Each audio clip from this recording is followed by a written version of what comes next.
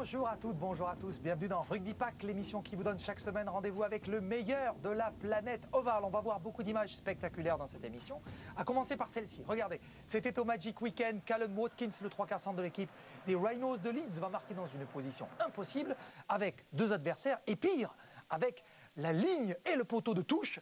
Il va pour autant réussir à inscrire cet essai. Des images spectaculaires que je vais décoder en compagnie de Louis Bonnery, le pilier de notre pack. Bonjour Louis, comment ça va? Je vais très bien, Rodolphe, merci. Bien remis de ce Magic Weekend? Parfaitement remis. Bon, on y reviendra. Regardez, tout de suite dans cette émission, c'est le sommaire. Au sommaire cette semaine, nous reviendrons sur un week-end de rugby à 13 magique à Manchester où les Dragons catalans ont tenu leur rang. Et puis nous irons en Australie où se disputait la 11e journée de NRL en marge de l'annonce des sélectionnés pour le State of Origin. On va démarrer cette émission comme chaque semaine avec la crème du rugby à 13 européen, la Super League. Nous jouions le week-end dernier la 16e journée de cette Super League, mais ce fut un week-end extraordinaire. Et oui, parce que c'était le Magic Weekend. Alors, Louis, le Magic Weekend, on peut s'imaginer ce que ça veut dire, week-end magique, etc. Mais sportivement, qu'est-ce que ça veut dire? C'est tout simplement une journée supplémentaire qui a été ajoutée au calendrier normal, mais qui se caractérise par le fait que toutes les équipes jouent dans un même lieu, sur un même stade, les unes après les autres, sur 2 jours, c'est-à-dire samedi et dimanche. Donc 4 matchs le samedi, 3 matchs le dimanche. Alors c'était évidemment une grande fête, hein, Louis, il n'y a pas d'autre mot. Une grande fête du rugby à laquelle évidemment participaient les Dragons catalans qui affrontaient les Broncos de Londres. Alors, grande fête ou pas, il fallait impérativement gagner pour les joueurs de Laurent Fresinus. Retour sur ce match avec Faustine Seigne. À l'occasion du Magic Weekend, Scott Duro rechaussait les crampons après 8 mois d'arrêt et une opération d'une tumeur à l'œil. Titulaire à la surprise générale, c'est pourtant lui qui inscrit le premier essai des Dragons sur cette interception.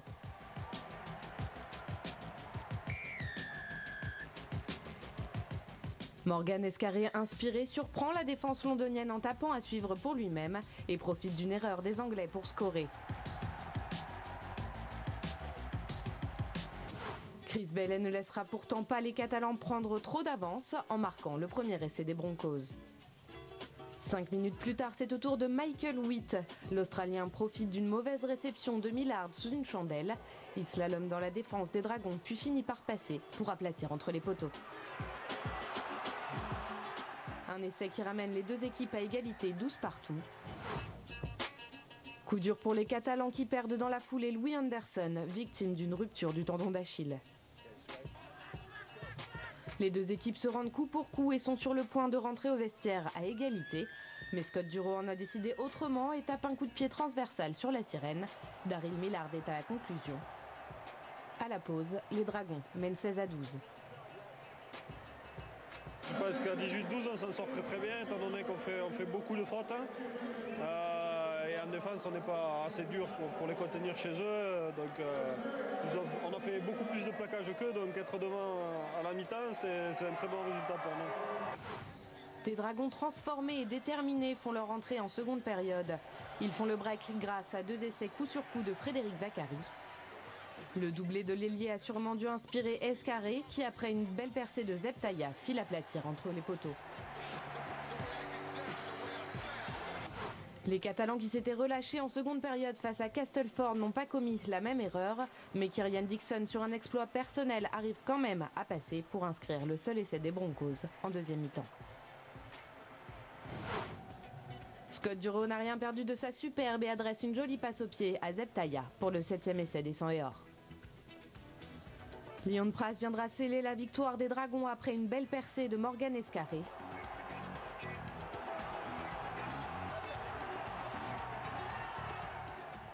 Score final 46-18, les choix de Laurent Fresinus sont récompensés. Scott Duro est élu homme du match. Par rapport à tout ce qu'il a vécu, c'est un super retour et voilà, et tous les contents qu'il puisse refouler les terrains.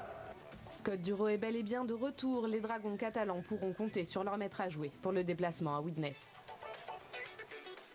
Eh oui, un déplacement à Widnes qui va arriver plus vite qu'on l'imagine. Alors Louis, la satisfaction, c'est effectivement de voir un Scott Duro au plus haut niveau. Il a distribué le jeu comme il le fallait. Difficile pour un garçon qui a vraiment été éloigné des terrains pendant très longtemps. Et là, on va voir sur ces images, par exemple, que des coups de génie, comme ce coup de pied transversal.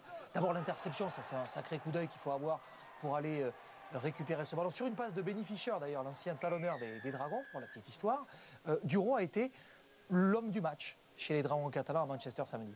Il le mérite parce qu'il a joué juste pendant tout ce match et il est possible que de moins s'engager directement dans le jeu, ça lui a permis d'avoir le recul nécessaire pour faire une meilleure lecture du jeu. Alors là, Louis, on est sur la sirène. C'était la toute dernière seconde du match. Ce coup de pied transversal, faute de l'ailier, il faut dire, qui a attendu 2 rebonds.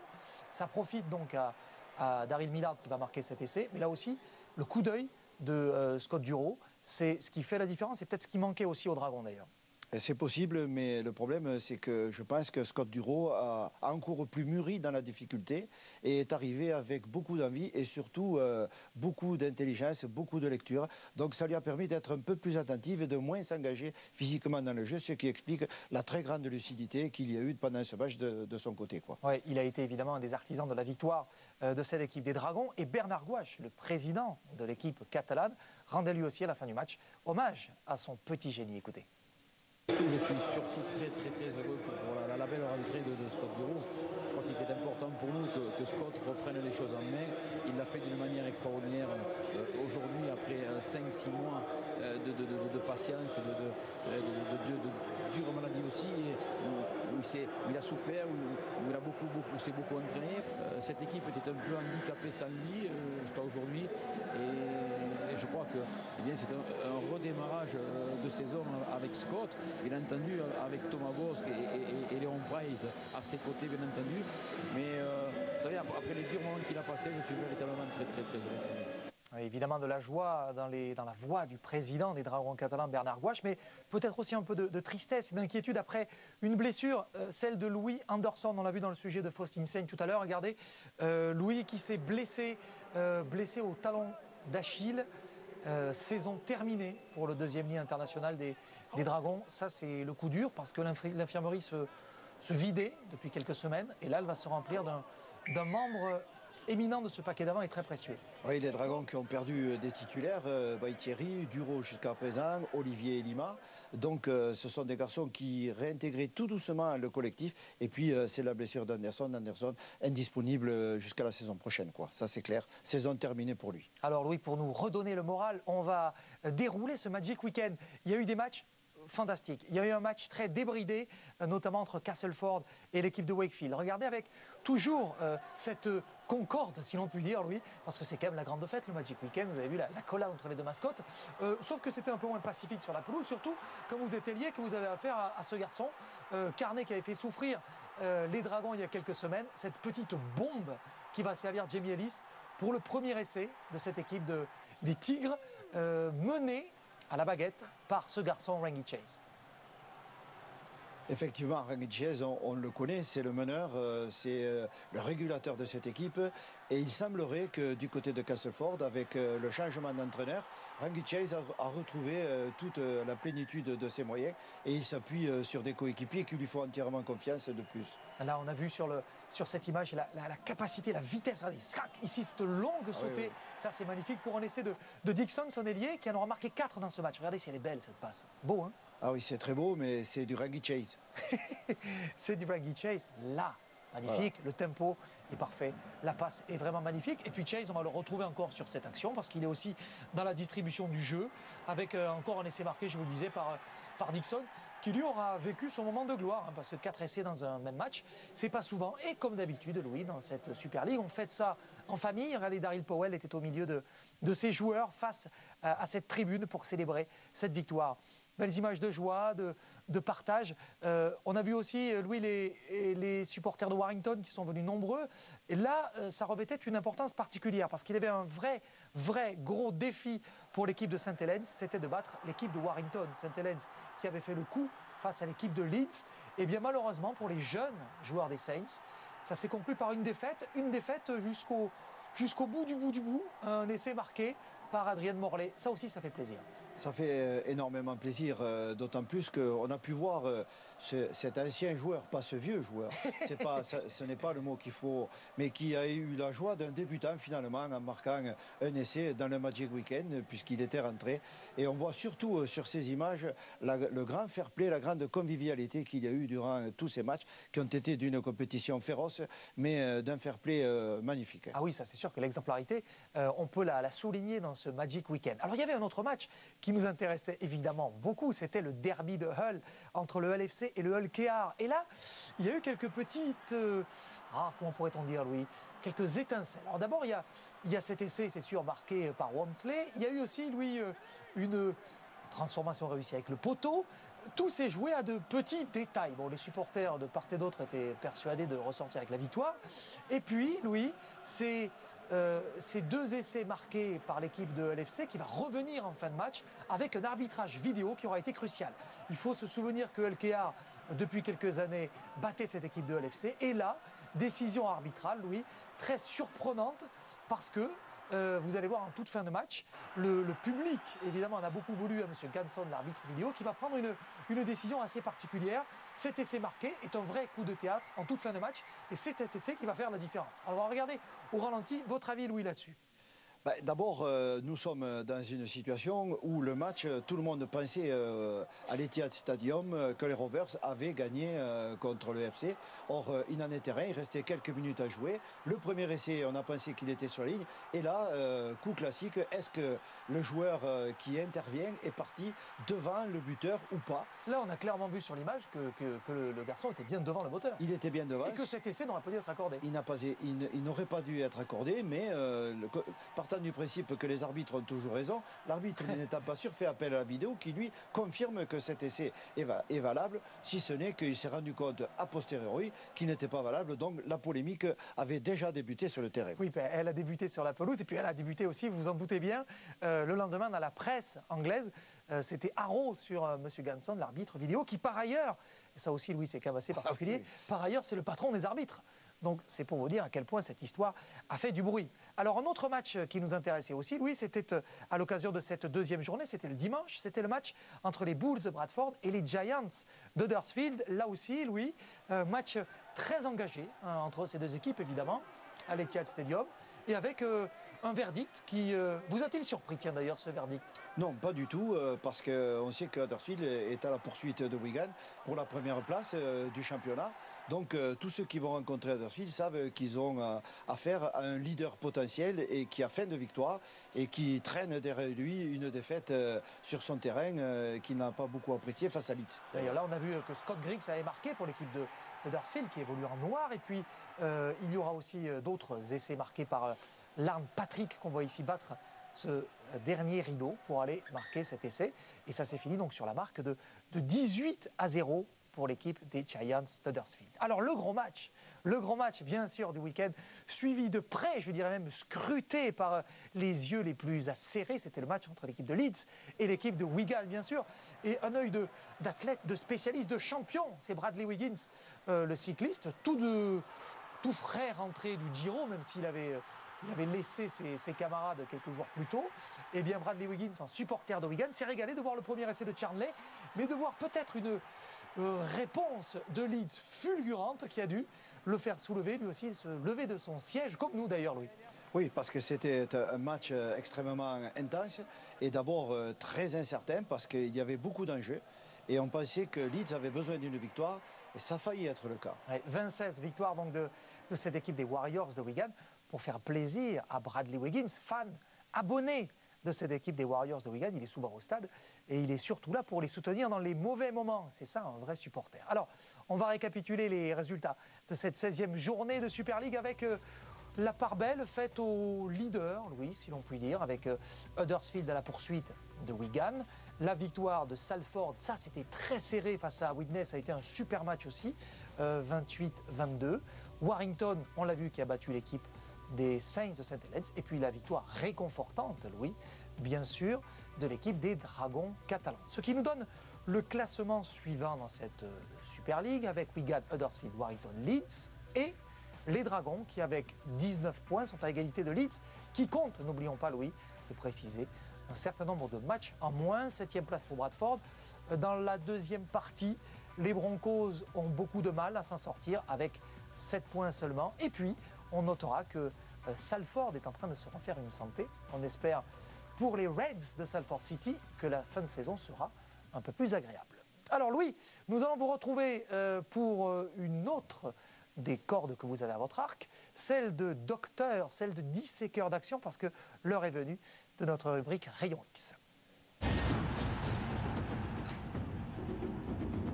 Alors mon cher Louis, qu'est-ce que vous avez choisi de nous passer au Rayon X cette semaine ? J'ai choisi l'essai, le deuxième essai de Wigan, alors que Leeds venait de marquer. Donc c'était un moment important dans le match, parce que Leeds vient de marquer, donc Wigan renvoie la balle normalement, si ce n'est que Leeds commet une erreur, il ne commet pas en avant, mais la perte de temps permet à la défense d'être là, et sur le premier tenu, Leeds commet un en avant, donc Wigan s'empare de la balle, sortie de mêlée. Et voilà, l'équipe de Wigan bénéficie d'une balle qui situe cette équipe, parce que cet essai se caractérise finalement par des actions qui vont toutes se dérouler à moins de 10 mètres de la défense de Leeds et dans l'axe du terrain. Dans l'axe des buts. Donc nous sommes dans le début de la chaîne de jeu. Cette équipe de Wigan travaille, mais on le voit, concentre ses efforts pour essayer de briser le rideau défensif au niveau des poteaux, parce qu'ils veulent laisser au milieu des poteaux. Donc on travaille, mais ça ne passe pas. On se rend bien compte que la défense est consistante du côté de Leeds, alors que Wigan, très attentive. Alors nous sommes toujours dans cette situation où dans cette série de tenues, là nous sommes à 2 mètres de la ligne de but et l'équipe de Wigan continue son travail. Et elle semblerait insister, mais elle est aussi obligée par la montée en pointe des défenseurs de Leeds qui oblige ses attaquants à revenir dans l'axe du terrain où ils savent qu'ils sont forts. Si ce n'est que là, Wigan, nous sommes sur le 5e tenu. Il reste une petite chance à cette équipe de Wigan. Et je pense que c'est là, cette équipe a décidé de changer carrément l'orientation de son jeu avec des faux signaux. Nous les voyons en pointillé. Le premier qui passe ici, première passe, deuxième faux signal. On décale le jeu. Et évidemment, une grosse erreur défensive de Sinfield qui, lui, se laisse carrément attirer. Il intervient, il ceinture même le non-porteur de balle, ce qui ouvre la porte à l'arrière Tompkins qui va fixer l'ailier pour un essai impeccable de l'ailier de Richards en bout de ligne qui découvre un vrai boulevard. Donc il y a eu 6 essais dans ce match. 2 ont été marqués en 3 minutes, un par Leeds, l'autre par Wigan. Et c'est pour ça que c'était le match où on a l'erreur. Leeds en a commis une, ça lui a coûté le match, c'était là. C'est chouette parce qu'avec vous, je comprends tout. C'est vrai, j'ai tout compris, vous avez tout compris vous aussi. J'imagine, devant votre télévision, voilà comment cet essai de Pat Richards a été marqué. Il est temps pour nous de mettre le cap sur l'hémisphère sud, direction l'autre côté du monde.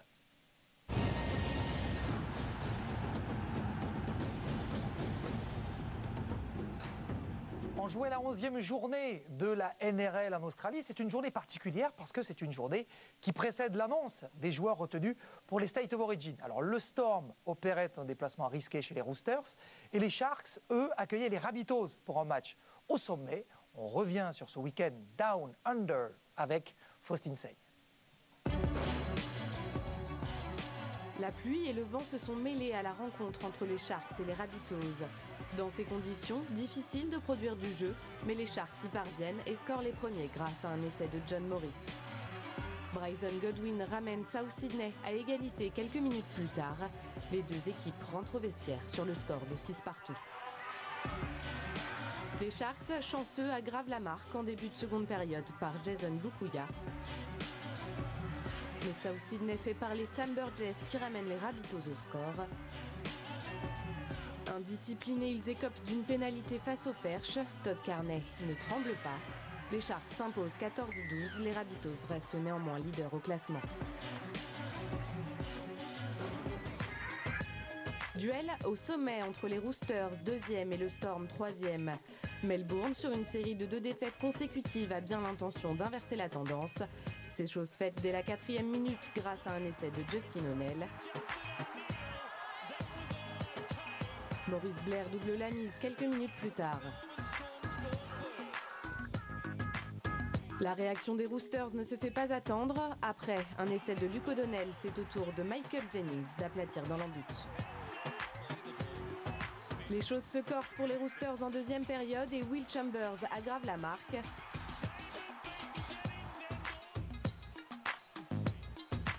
Sydney ne reviendra pas dans le match malgré un essai de Tuivasa-Sheck en fin de rencontre. Le Storm s'impose 26-18 et reprend la deuxième place au classement.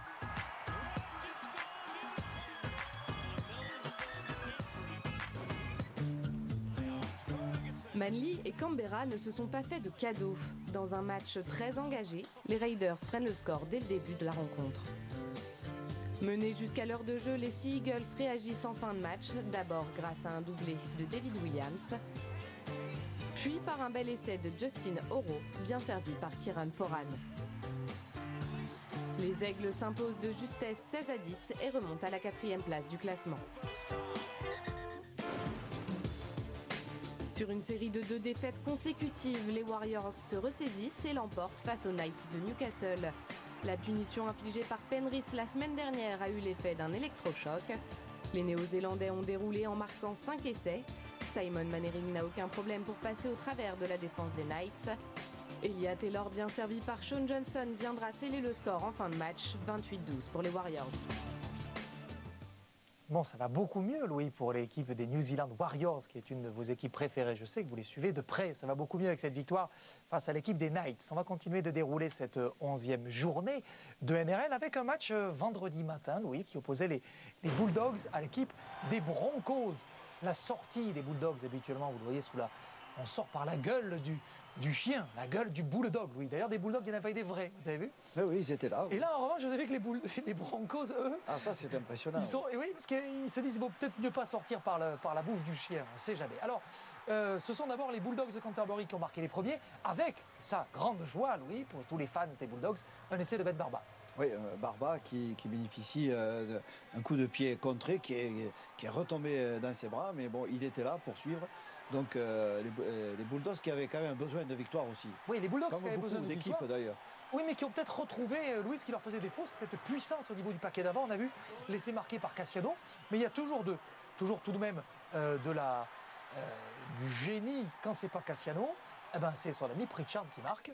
Il y a aussi de la force, mais il y a aussi de l'intelligence. Regardez, hop, Cassiano, qu'on a vu marquer tout à l'heure, et Pritchard qui va aller marquer, lui, tout seul, cet essai de deuxième ligne de l'équipe des Bulldogs de Canterbury. Vous avez vu, c'est un match féminisé, ce match entre les Bulldogs et les Broncos. Il y avait des supporters, évidemment, beaucoup de femmes dans les tribunes. Il y avait des ramasseurs de balles, filles. Et il y a surtout, depuis quelques heures à peine, un nouveau CEO. C'est le nouveau patron du club. Elle s'appelle Raelyn Castle.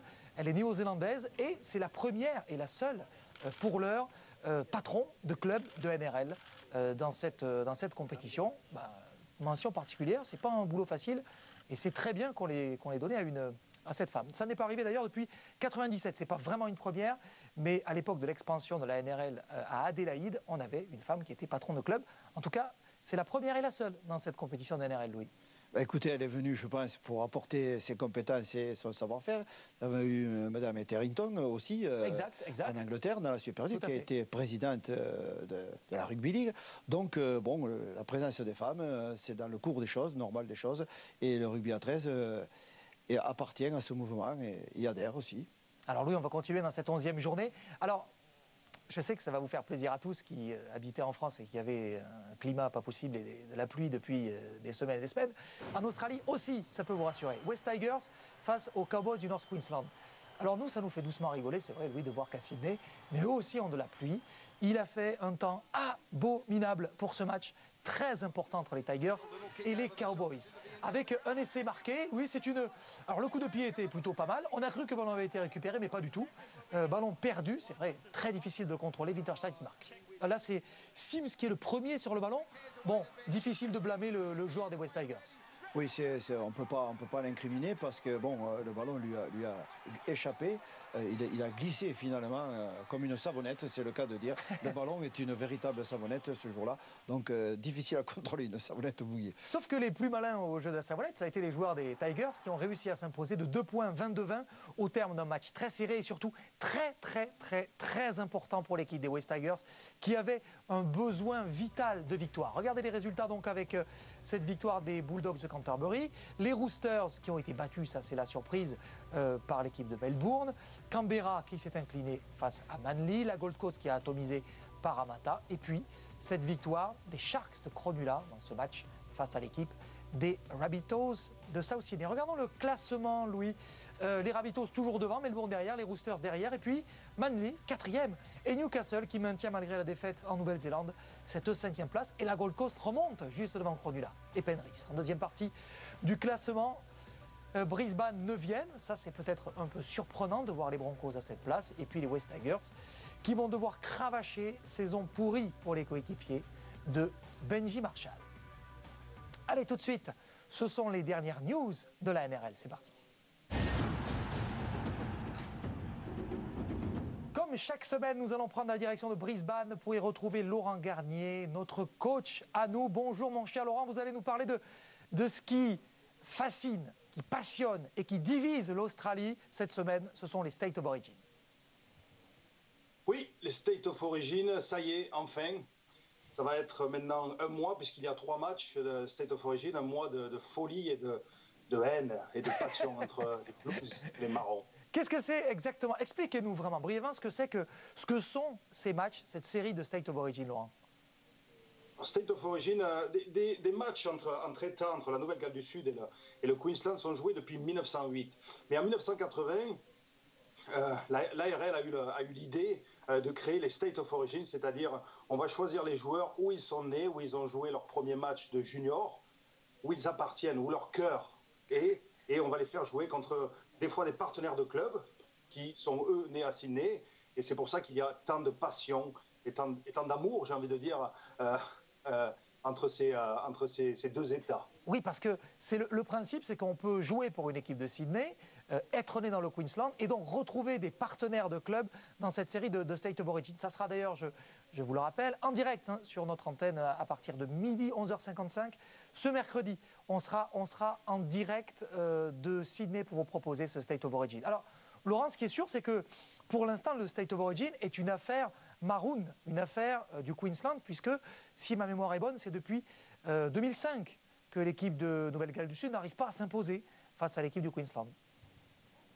Oui, c'est ça, c'est à peu près, c'est ce que je disais à mon épouse qui est pour les Blues. Je lui disais, depuis que je suis arrivé en Australie, les Maroons n'ont pas perdu, donc il y a peut-être une corrélation, je ne sais pas. Mais oui, ce qu'il faut quand même pas oublier, c'est qu'avant 2006, avant que Mal Meninga soit le coach, les Blues avaient remporté 3 séries, 2004, 2005 et 2003, 2004, 2005. Et en 2006, ça a été le début du règne des Maroons, avec une équipe où on avait retrouvé le Catalan Dragon Adam Mogg.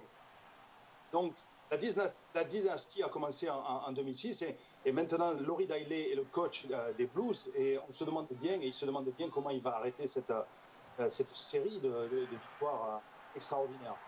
Et on voit sur ces images d'ailleurs la dernière victoire, la toute dernière victoire, c'était l'année dernière, c'était Cooper Cronk qui était venu cueillir ces joueurs des Blues de Nouvelle-Galles du Sud avec un drop pour une victoire d'un tout petit point. C'était véritablement une courte victoire, mais victoire quand même. La série est maintenue, the streak est maintenue pour cette équipe des Maroons du Queensland. Alors évidemment, on en parle beaucoup dans la presse, chez vous, regardez quelques unes de journaux, parce que c'est aussi l'affaire de tout un pays, Laurent, qui se divise. Alors la prochaine victoire des Blues, dit le Daily Telegraph, c'est quand les cochons auront des ailes, ou quand les poules auront des dents, pourrait-on dire en français.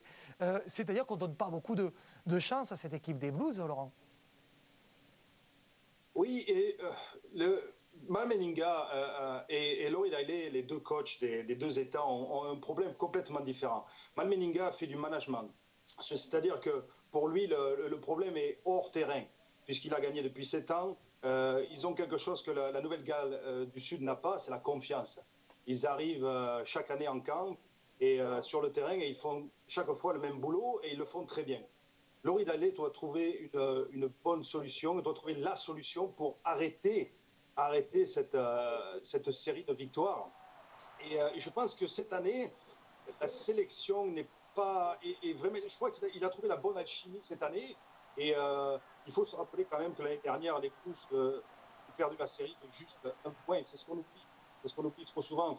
Un state of origin, ça se joue à rien du tout. Ouais, ça se joue absolument à rien, mais on espère en tout cas, comme vous, je sais, qui êtes un supporter, vous qui êtes à Brisbane, qui supportez le Queensland, que la série va se poursuivre en tout cas. Et surtout, on ne veut pas que vous ayez de problèmes de couple chez vous, surtout pas. Ne vous disputez pas avec madame. Merci beaucoup Laurent, merci d'avoir été avec nous. On vous retrouve la semaine prochaine bien sûr et on débriefera avec vous ce premier State of Origin qui aura lieu, je vous le rappelle, mercredi. Ça sera en direct à partir de midi sur beIN Sport. Merci Laurent.